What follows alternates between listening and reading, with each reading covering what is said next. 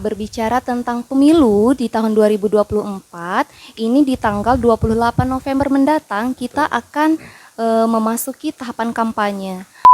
KPU telah mengatur melalui PKPU nomor 15 tahun 2023. Metode kampanye ini terdiri dari pertemuan terbatas, pertemuan tatap muka, penyebaran bahan kampanye, pemasangan alat peraga,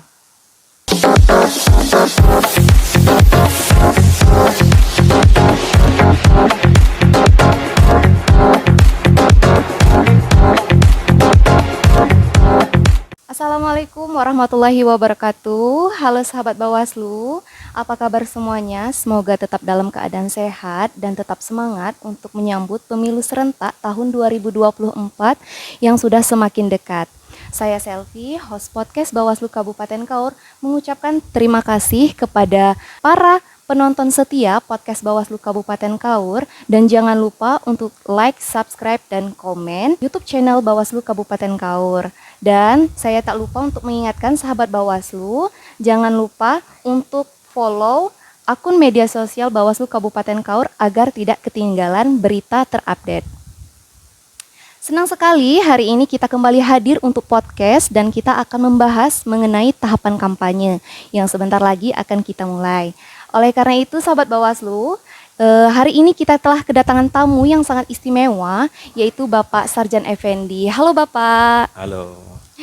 Bapak Sarjan Effendi ini adalah anggota KPU Provinsi Bengkulu periode 2023-2028 di Divisi Teknis Penyelenggaraan ya Pak? Betul. Sebelum bincang-bincang nih Pak, saya mau tanya, apa sih kesibukan Bapak setelah dilantik menjadi anggota KPU Provinsi Bengkulu hingga sekarang? Sejak dilantik sampai saat ini, saya langsung mengemban amanah selaku Divisi Teknis Penyelenggaraan Pemilu. Jadi semua tahapan yang berkenaan dengan pencalonan DPRD provinsi ini menjadi divisi yang saya ampuh. Oh iya. Dan juga saya mensupervisi berkenaan dengan pencalonan anggota DPRD Kabupaten Kota se-Provinsi Bengkulu. Oke, nah Pak, berbicara tentang pemilu di tahun 2024, ini di tanggal 28 November mendatang kita akan memasuki tahapan kampanye. Kalau boleh tahu Pak, teknis kampanye dari KPU itu sendiri bagaimana? Mungkin sahabat Bawaslu di luar sana masih banyak yang belum tahu nih. Gimana Pak? Ya, berkenaan dengan kampanye, memang bahwa kampanye ini adalah tahapan pemilu yang akan dimulai nanti tanggal 28 November ini. Nah, sampai dengan tanggal 10 Februari 2024. Nah, berkenaan dengan metode kampanye, KPU telah mengatur melalui PKPU nomor 15 tahun 2023 sebagaimana telah diubah dengan PKPU nomor 20 tahun 2023. Nah, metode kampanye ini terdiri dari pertemuan terbatas, pertemuan tatap muka, penyebaran bahan kampanye, pemasangan alat peraga, selanjutnya kampanye melalui media sosial, kampanye melalui media cetak, media elektronik, dan juga media daring. Dan juga kampanye berkenaan dengan rapat umum. Dan untuk Pilpres nanti ada debat pasangan calon presiden dan wakil presiden. Nah, ini yang berkenaan dengan metode kampanye pada pemilu 2024 ini. Betul-betul metode yang sangat krusial ya Pak untuk kita sebagai penyelenggara menghadapi tahapan tersebut. Selanjutnya nih Pak, bagaimana cara kita sebagai masyarakat awam membedakan kampanye beneran dengan kampanye hoax itu Pak? Mungkin sahabat Bawaslu di luar sana juga masih banyak yang kebingungan itu. Ya, berkenaan dengan membedakan kampanye hoax ataupun betul-betul kampanye. Nah, KPU mengatur berkenaan dengan kampanye di media sosial. Oh iya. Nanti PKPU nomor 15 dan PKPU nomor 20 tentang kampanye ini akan kami sosialisasikan ke masyarakat. Nah, berkenaan dengan kampanye di media sosial ini nanti KPU akan mengatur bahwa nanti akun media sosial masing-masing peserta pemilu itu nanti harus didaftarkan ke KPU. Maksimal dalam satu media sosial itu 20 akun yang didaftarkan. Jadi nanti bisa dilihat oleh masyarakat bahwa kampanye itu betul-betul dari akun peserta pemilu atau bukan, seperti itu. Ya. Jadi tidak ada lagi keraguan di pihak masyarakat nanti apakah akun ini beneran atau tidak menyebarkan info begitu Betul. Pak. Kalau Jadi akunnya sudah terverifikasi. Betul, nanti akunnya nanti akan kita umumkan ke masyarakat. Jadi nanti bisa dicek akun-akun yang betul-betul ini milik peserta pemilu. Oke. Ya. Kita tahu kan Pak, sebelum kampanye kita akan memulai di tanggal 28 2023 ini. Jadi sekarang ini masih sifatnya sosialisasi. Betul. Nah, kalau di Bawaslu sendiri itu sudah melakukan imbauan-imbauan terlebih dahulu kan Pak kepada jajaran partai politik atau instansi-instansi terkait. Nah, kalau untuk di KPU sendiri Pak, perannya terhadap proses ini itu bagaimana? Jadi berkenaan dengan kampanye bahwa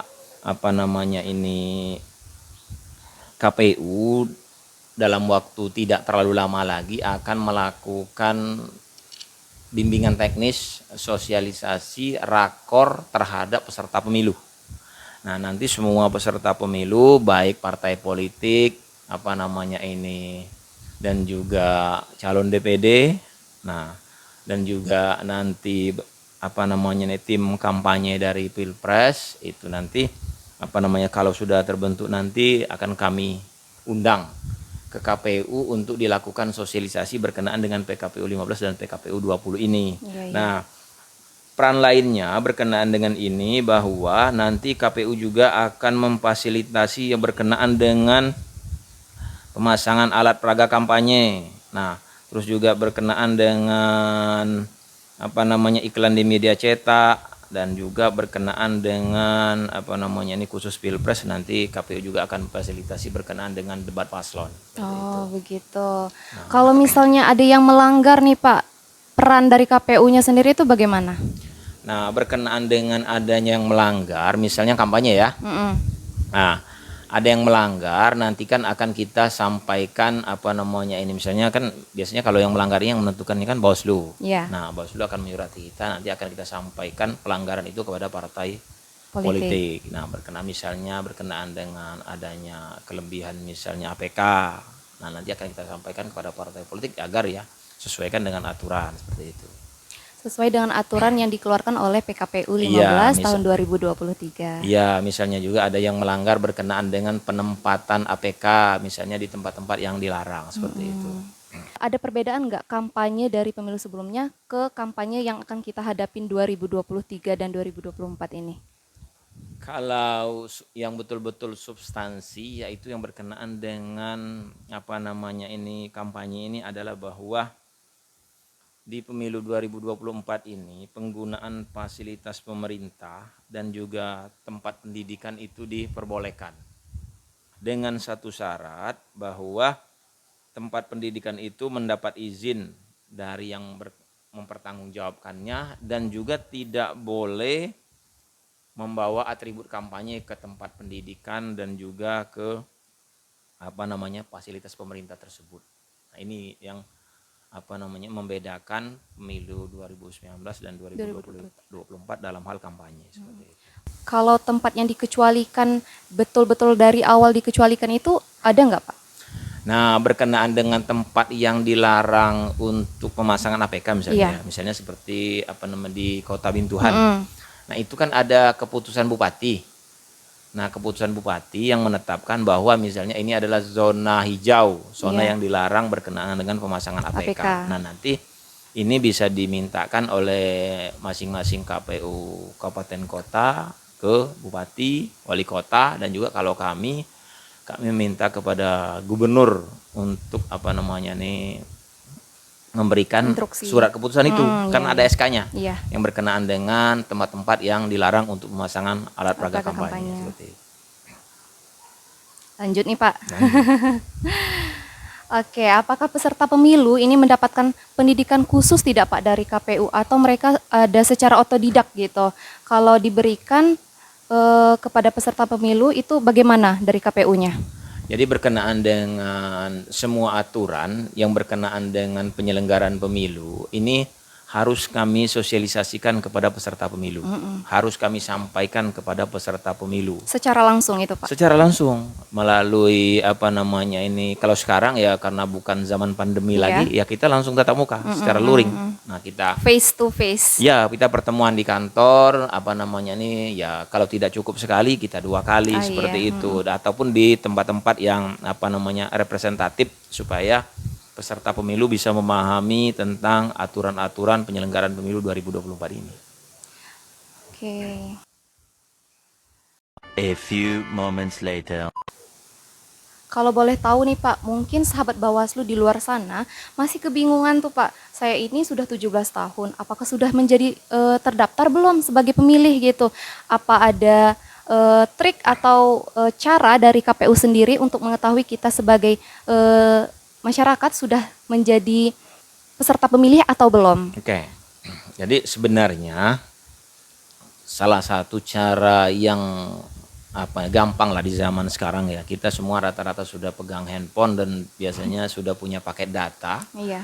Tinggal diklik lagi di Google itu, di searching, tulis cek DPT online, nanti keluar ininya, HTTP-nya di sana bisa kita ketik nomor NIK kita.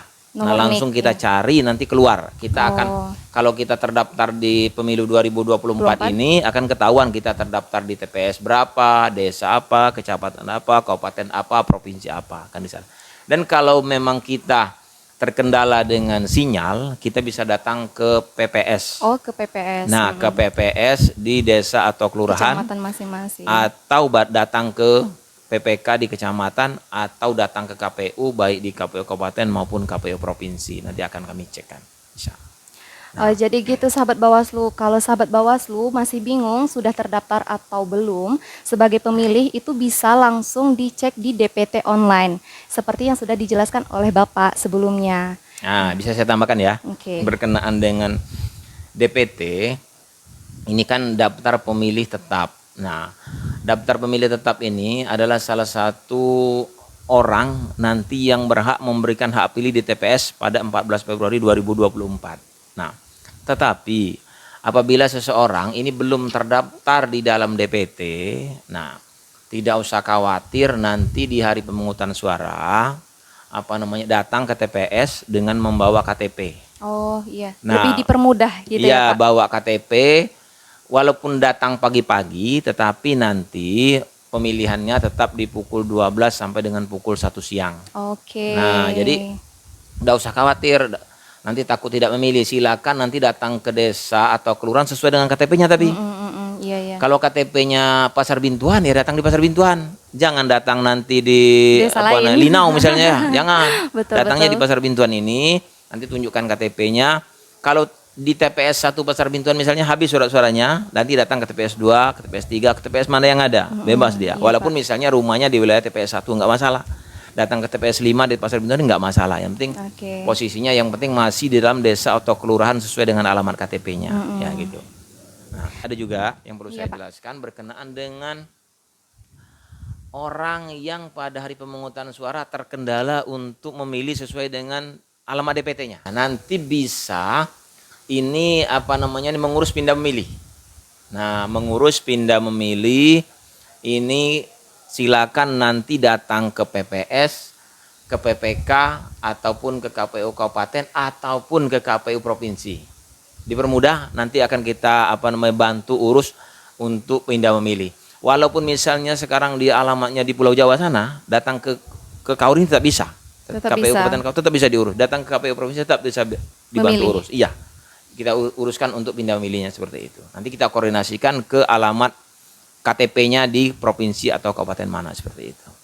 Sahabat Bawaslu dimanapun berada itu bisa untuk kalau seandainya mau pulang kampung pada saat pemilihan, kalian bisa langsung datang ke KPU ya Pak untuk mengurus persyaratan-persyaratannya. Nah, sahabat Bawaslu, saya harap podcast ini bisa meningkatkan partisipasi masyarakat dan minimal bisa menambah ilmu pengetahuan kita dari apa yang sudah dibahas oleh narasumber kita. Dan terima kasih banyak kepada Bapak Sarjan Effendi, pimpinan. Mau baca dulu tapi boleh. Sebelum penutupan nih Pak. Iya. Saya saya banyak menulis pantun untuk mengingatkan orang bahwa pantun itu merupakan sebuah seni untuk yang dengan tujuan tertentu untuk orang. Jadi yang pertama, berkenaan dengan daftar pemilih. Nah, jalan-jalan ke kota Surabaya. Cakep. Nah, sempatkan juga mengunjungi kota Blitar. Cakep. Cek namamu di panitia pemungutan suara, pastikan namamu sudah terdaftar. Nah, Ada lagi, Pak? Ada lagi. Nah, ini untuk apa namanya nih semua. Nah, Untuk semua. iya berkenaan dengan apa namanya nih kita selaku penyelenggara maupun masyarakat umum. Nah, perahu berlayar harus laik Cakep. memancing ikan pakai kail. Betul nggak tuh? Mancing ikan Betul. pakai kail. Nah, kalau perahu berlayar harus laik kan? Kalau tidak karam nanti.